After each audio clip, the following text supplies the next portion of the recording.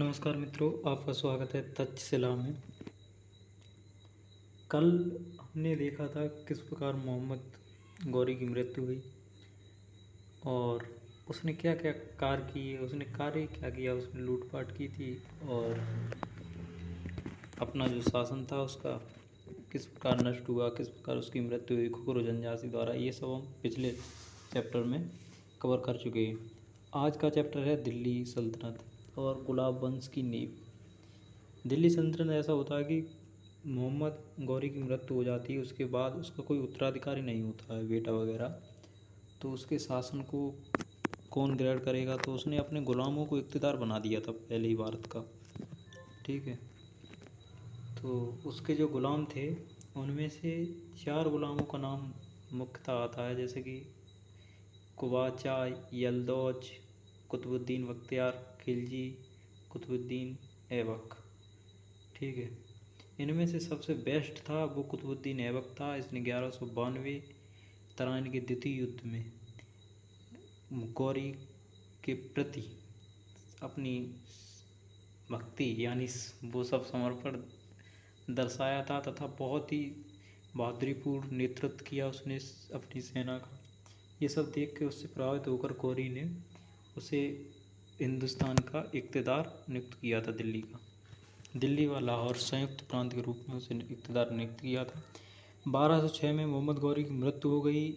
उसके उत्तराधिकारी के रूप में कोई संतान वगैरह न होने के कारण उसके जो गुलाम थे उन्होंने आपस में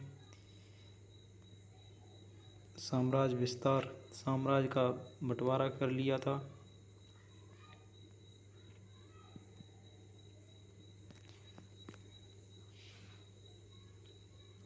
जो मुख्यतः उसके दास थे वो 3 थे, जैसे कुतुबुद्दीन बख्तियार जो खिलजी था उसे बंगाल व बिहार मिला था, क्योंकि उसने नालंदा और विक्रमशिला जैसे विद्यालयों को ध्वस्त किया था। ठीक है, और यल्दौज था।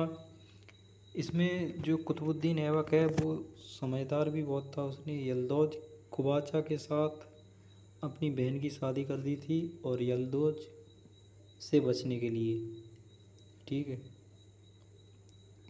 मुल्तान क्षेत्र जिसने प्राप्त कर लिया था। ठीक है, चलो आगे हम पढ़ते हैं इनके बारे में कि 1206 में गौरी की मृत्यु हो जाती है। 1206 में ये गुलाम वंश की स्थापना करता है। इन दासों में सबसे बड़ी यल्दौज था जिसने राजधानी गजनी का नगर प्राप्त हुआ था।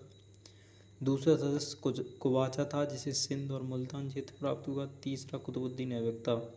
चौथा बख्तियार काकी खिलजी था, कुतुबुद्दीन बख्तियार खिलजी। फोर्थ कुतुबुद्दीन बख्तियार खिलजी।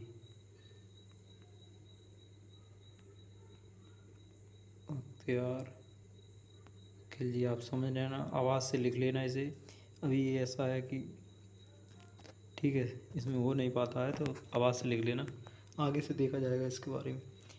और तीसरा सदस्य कुतुबुद्दीन ऐबक था। कुतुबुद्दीन ऐबक 1206 1210 तक शासक किया। इसने 4 साल बाद ये निपट लेते हैं, मतलब इनकी मृत्यु हो जाती है। ठीक है, ऐबक एक तुर्की शब्द है जिसका अर्थ होता है चंद्रमा का देवता। जो कुतुबुद्दीन ऐबक है, ऐबक का अर्थ होता है चंद्रमा का देवता। ऐबक एक तुर्की शब्द है जिसका अर्थ है चंद्रमा का देवता। 1206 में भारतीय प्रदेश का शासक बना था। वह ऐबक नाम की तुर्क जनजाति से था। बचपन में कुतुबुद्दीन ऐबक है जो वो गुलाम था किसका, गौरी का। इसकी एक अपनी कहानी है। 1206 में उसे निसापुर बेचा गया। उसे खरीदा था काजी फखरुद्दीन अब्दुल अजीज कुकी ने, एक दास के रूप में खरीदा। इसका पालन पोषण किया, इसे शिक्षित किया। तो ये इसके गुरु भी थे एक प्रकार से, उस्ताद। गौरी के उत्तराधिकारी गयासुद्दीन महमूद से फिर इसकी कहानी हम बता रहे हैं, ये तो बाद की बात है, इसे नहीं। ठीक है, इसकी कहानी है निसापुर वाली जो हम कर रहे हैं वो ये है। निसापुर में से काजी फखरुद्दीन अब्दुल अजीज कुकी खरीद लेते हैं एक दास के रूप में। फिर एक बार ये मेले में मिलता है उसे, गौरी को, गौरी इसे अस्तबलों का प्रधान के रूप में अपने पास रखता है। धीरे धीरे ये उसका विश्वास पात्र बन जाता है तथा इसे अपने मुख्य सेवाकारों में रख लेता है। उसके बाद ये अपना संरक्षक इसे नियुक्त करता है, संरक्षक बॉडीगार्ड, यानी किसे, कुतुबुद्दीन ऐबक को। इसकी वीरता से प्रभावित होकर फिर इसे भारत भी लाता है उस युद्ध में तथा उसे एकता देता है। तो ये इसकी एक कहानी है कि ये हमेशा सीढ़ी दर सीढ़ी गुलामों की उपाधि से रहा, तो इसने कभी सुल्तान की उपाधि भी धारण नहीं की, गुलाम ही बना रहा। ठीक है। और गौरी का उत्तराधिकारी गयासुद्दीन महमूद, जो इसके बड़े भाई थे, उससे मुक्ति पत्र पाने के बाद 1208 में ऐबक कुतुबुद्दीन ऐबक को दासता से मुक्ति मिली थी। बाकी सब खुद ही अपने दास से मुक्त हो गए थे। ये एक ईमानदार दास था गौरी का, कुतुबुद्दीन ऐबक, जो उसकी मृत्यु के बाद भी खुद को दास मानता रहा। उसने कभी भी सुल्तान की उपाधि धारण नहीं की थी, केवल उसने मलिक और सिपह सलार की उपाधि से स्वयं को संतुष्ट रखा। उसने राजा बनने के बाद भी कभी सुल्तान की उपाधि धारण नहीं की थी। स्वयं राजा बन गया पर कभी सुल्तान खुद को नहीं कहा। ठीक है, किंग नहीं लिखा उसने आगे। और अपनी उदारता के कारण कुतुबुद्दीन ऐबक को इतना लाख बख्श कहा जाता था क्योंकि वह लाखों लोगों को दान करता था।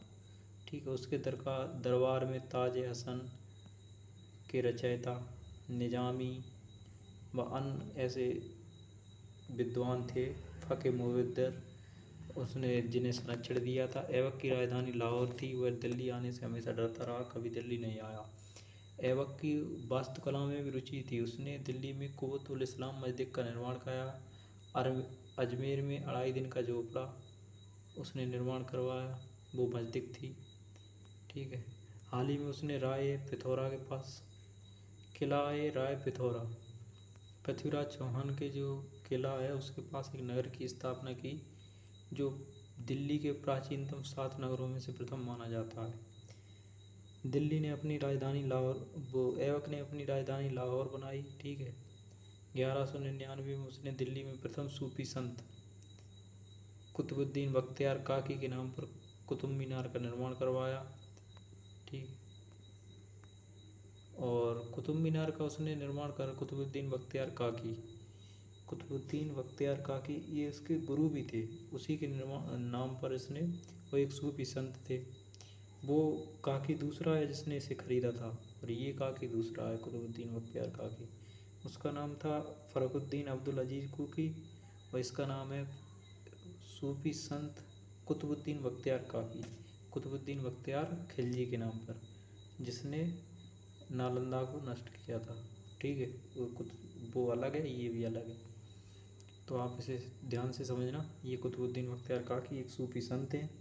वो एक सैनिक है और शासक भी है, बंगाल और बिहार का इक़्तिदार, और दास भी है। और ये थे जिन्होंने उसे खरीदा था, कुतुबुद्दीन ऐबक को, वो कुकी थे। तो बात यह है कि 1199 में दिल्ली में उसने कुतुब मीनार का निर्माण कराया है। इस मीनार का पूर्ण तरीके से निर्माण इल्तुतमिश ने करवाया था, और फिर जो ध्वस्त हो गई थी उसका निर्माण फिरोज तुगलक ने करवाया था, 5वीं मंजिल। ठीक। तो समझ गए होगे आप। कुतुबुद्दीन ऐबक ने कभी भी, एक तो है इसके नाम थे, हम आगे आपको बताएंगे। कुतुबुद्दीन ऐबक की मृत्यु चौगान खेलते समय घोड़े से गिरने के कारण हुई थी। पोलो, आज के टाइम में चौगान यानी पोलो, जो घोड़ों पे बैठ के खेला जाता है, इसकी टी शर्ट भी आती है, पोलो की कंपनी भी है अब। ठीक है। 1210 में हो गई थी। उसे लाहौर में दफनाया गया। प्राचीन विश्वविद्यालय विक्रमशिला विश्वविद्यालय को नष्ट करने वाला नालंदा और ऐबक का सहायक बख्तियार खिलजी था। ऐबक का सहायक भी था और दुश्मन भी एक तरीक़ा से, क्योंकि कंपटीशन में था उसके, वो भी राजा बनना चाहता था। उसका बस चलता तो मार देता ऐबक को। तो इसने बहुत ही बेकार और घटिया किस्म का आदमी था। इसने नालंदा विश्वविद्यालय जैसे विश्वविद्यालय को जला दिया था, जबकि इससे इसका कोई लेना देना भी नहीं था, कोई औचित्य भी नहीं था उसे जलाने का, फिर भी इसने उसे जला दिया। क्रूर था, इसकी क्रूरता उसमें साफ झलकती है। ठीक है। तो कुतुबुद्दीन ऐबक एक शांत स्वभाव का शासक था और लाख वक्त इसके नाम है। लाख वक्त कुरान एक है, कुरान का